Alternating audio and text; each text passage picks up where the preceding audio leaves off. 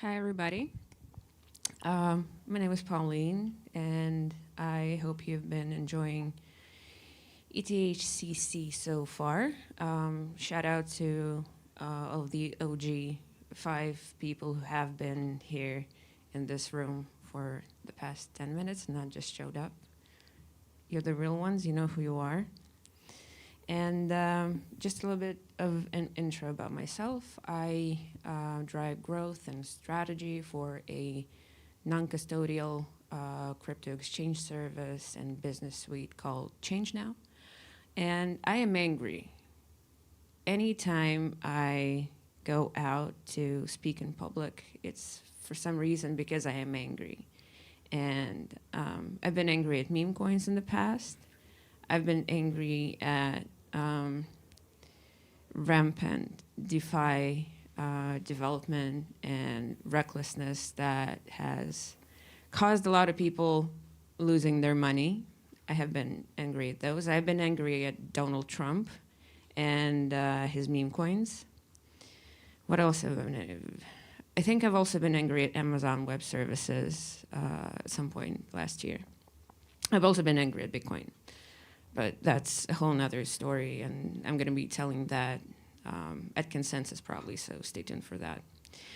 Today, I am angry at the RWA sector and at people who are in the field of tokenization. And let me tell you why I'm angry. How many of you actually tried to settle a tokenized asset that was existing across at least 3 different chains one day? Not in theory, in real life, with real money, without having to talk to your lawyers at 3 a.m.? Has anybody actually done that? Can you raise your hand? Oh, okay. That kind of crumbles my entire argument, but still, hear me out. I'm not here to just straight up just talk shit about tokenization. I think it's great. We do have a few very great tokenizing partners like Xtalks, Nando Finance that we work with, whose RWAs we list, and we have great kind of faith in them. However, I'm mad at those people who are tokenizing things in the same way that people were making NFTs back in 2021, right? So just that was a little bit of a disclaimer so that you kind of don't fight me after I'm done. So we're dealing with a little bit of a structural lie. We told the world that tokenization was the future, and institutions actually listened, and now we have tokenized everything. A couple of years ago, we had tokenized Lambo steering wheels and a tokenized chair somewhere on a villa in Bali. But a little bit later, since the RWA space actually started maturing a little bit, now we have tokenized treasuries, tokenized equities, tokenized commodities, tokenized private credit funds. But I'm not sure if you noticed, but pretty much every single tokenization business is trying to tokenize the exact same thing. So we see people like 15 different issuers are tokenizing oil. Come trade our oil because it's better than those guys' oil. Come trade our unique Apple stock, this time in the form of NFT. No, don't do NFTs. You can purchase a fraction of that on a blockchain that basically is only supported by their own proprietary wallet technology. And the result of that is that all of these issuers and all of these institutions, they tokenize and tokenize and tokenize, and then they just sit on those assets because moving capital is actually where the risk lives. A few months ago, a large asset manager came on to us. They're under NDA, so I'm not allowed to name any names. Hi, guys. Hi. Welcome to my TED Talk. I'm just getting started, so you're not super late. So they wanted to tokenize a fund, and they wanted to move it across two L2s and one L1. It would be atomic, compliant, everything was clear cut. Everybody was happy.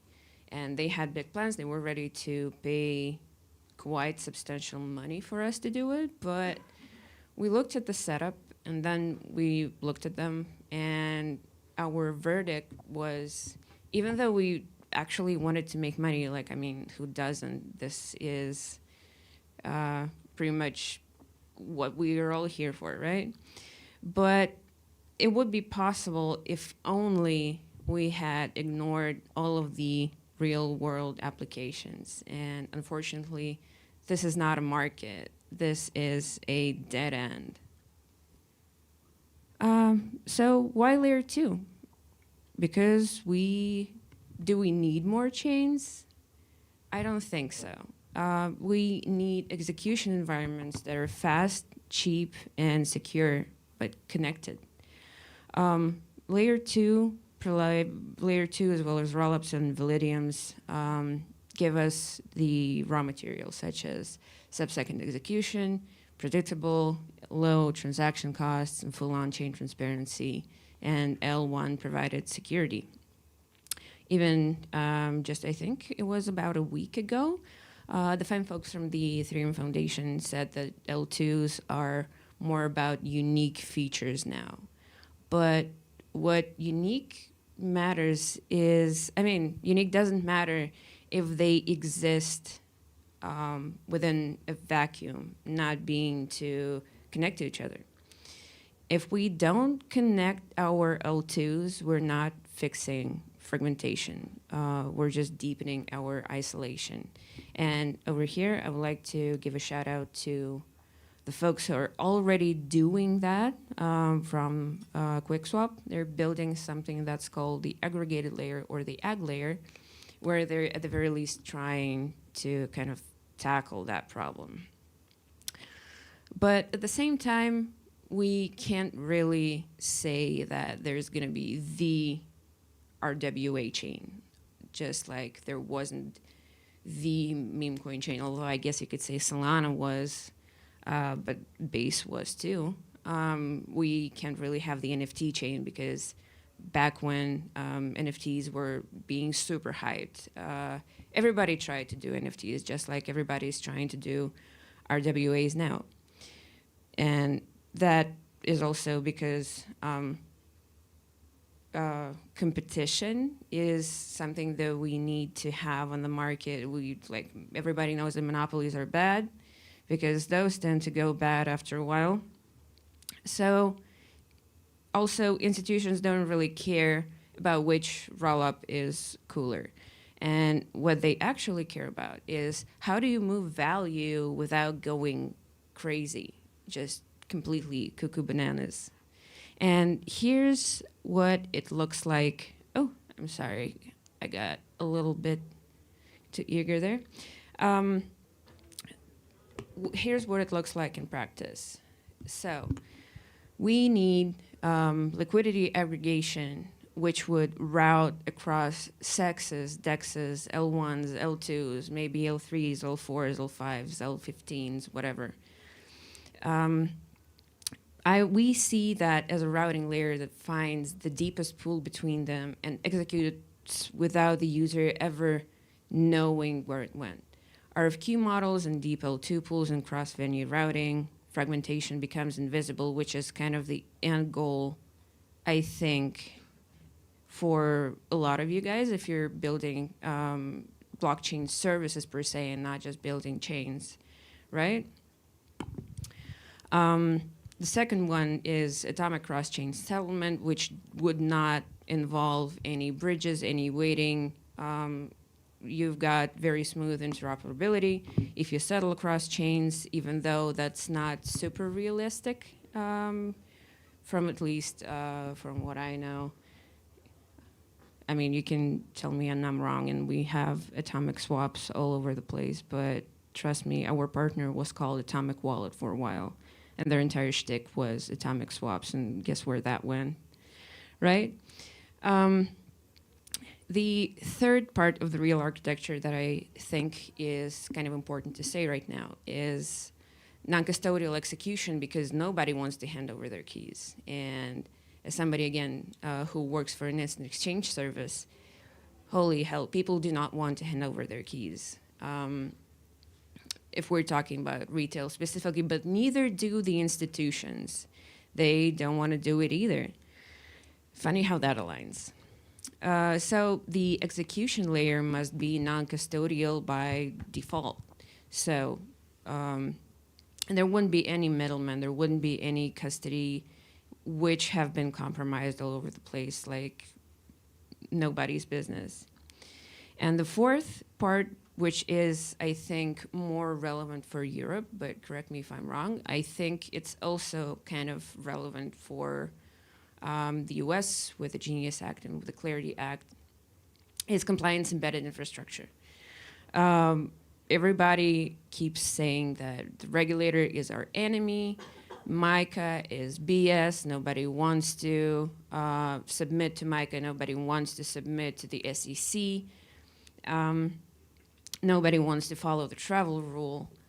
But if anything of that is not built into the execution, the regulators will just leave you alone and won't touch it. Compliance isn't a headache. It is the price of entry for the real capital. And let's talk about what this changes. And here, this is my favorite topic because I'm really big on retail. I'm just like screaming, shaking, crying, throwing up when I think about my dear precious retail, and I'm not joking right now. I really do that sometimes. For retail, we could have the perfect combination of TradFi and DeFi, something we could call CDFi, but I don't think that's where it is in fashion right now. That would mean 24-hour trading. That would mean lower limitations for geographies where the certain assets are available. It would mean zero custody. It would mean all of the settlement friction would be gone, starting from fractionalized, tokenized assets and ending with, I don't know, me trying to give my wife a half a stock of Coca-Cola at 3 a.m. because I've had a little bit too much wine. For institutions, that would mean T+0 settlement, reconciliation costs would drop to zero. And for ecosystems, it would mean the L2 as an entity and not just like a lot of, not even that interoperable chains. A settlement layer where TradFi and DeFi would meet without a fight. But even though I've just painted like a very nice picture for you, there is a certain amount of risks that would involve a lot of technical stuff about L2 to L2 fragmentation, smart contract risk, and bridge assumptions. We've had a similar case, I think, like last month, I think. Legal enforceability, which would mean that the asset exists on chain and law doesn't know it does. And when that whole construction inevitably rugs, no one would be able to help the victim in any case. And scalability without risk transparency would mean building faster on a broken foundation. And this is something that we already see at this point a little bit because we see a lot of tokenizers. Like, let me do a little bit of an example. I don't know if you've probably been following the market last year when everybody was like jerking off insanely to Bitcoin digital asset treasuries. And then they started to do more treasuries of more assets. And then when things went south, a lot of digital asset treasuries like Metaplanet and a few others just started selling off in bulk. Peter Thiel's favorite Ethereum thing, ETHZilla, ceased existing not so long ago. So basically by New Year's, the entire digital asset treasury shtick was done. And one of the reasons for this talk that I'm doing right now is not to let the RW space kind of follow suit. because the technology is revolutionary. Right now, we're standing on a brink of adoption. So that's very good. And just as I was talking about digital asset treasuries, we've also seen that with NFTs, monkey pictures. They were disgusting. I don't know how people bought that and why people like wasted millions of dollars in like an ugly monkey picture, so that you could like show it around to your friends. God, I hate NFTs. I'm sorry. We've also had meme coins. I don't know what that was. Like, I guess since we don't have meme coins now, we have perpetual options, but that's a whole other conversation. We're not touching that. And now RWAs, which are kind of succumbing to the hype part of things at the moment, before actually either dying down or maturing, and we're going to need to see what happens first. And why I personally have quite a lot of trust towards RWAs, because they are not monkey pictures. They are retirement and mortgages and real stable capital. And the last thing is something that all of the other crypto market right now, like, let's not fool ourselves. We are still in the bear market, and investments into that part of the market are not really viable right now unless you're like a cracked day trader who just spends all of their time in front of a computer. Why do that when you can just buy Apple shares or Coca-Cola shares or treasury bonds and stocks and so on and so forth? I'm sorry, started rambling, right? And something that we are already kind of doing, not on a very decentralized way, but hear me out. What we see as a way for RWAs kind of being a very sustainable and having longevity is standardizing messaging between L2s, embedded compliance at execution layer, not wrapper, and we're spotlighting builders. So you're here and you're most likely building something, to shout out to you. But when it comes to CDFI, what I would kind of like to talk about is basically ChangeNOW as a liquidity aggregator is basically doing all of the heavy lifting right now. But then again, this technology isn't going to, I don't want to say that we're not going to have scale, because we will, but at the same time, we've been on the market for 7 years, so we know how to do it.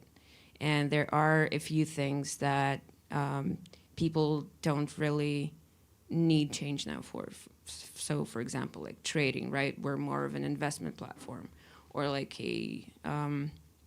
swap a big amount of money into USDT or vice versa, and without collapsing the order book.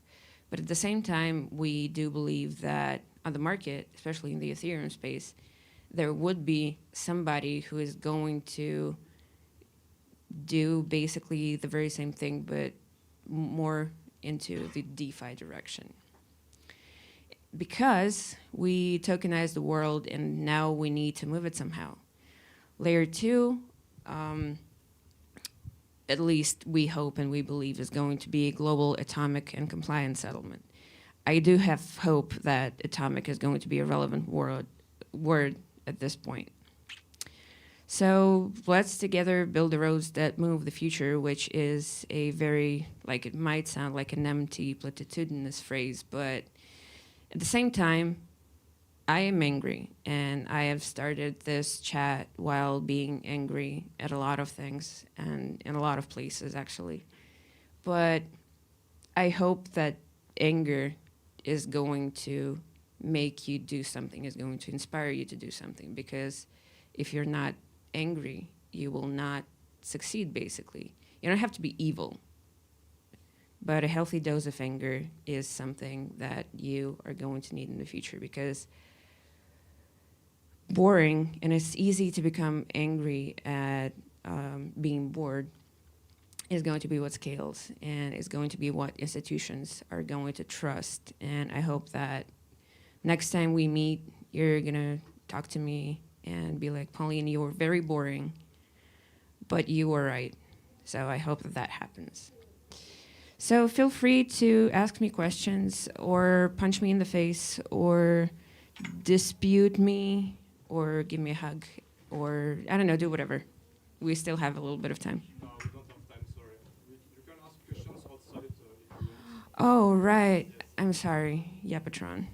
So yeah, thank you so much for listening to me. I hope you've had a grand old time. And yeah, see you around. I'm going to be on a panel at Builders Night tonight about agentic payments. And this was just a preview for me being angry. I am pissed at AI agents, so feel free to come on in and listen in a little bit. Thank you so much. Thank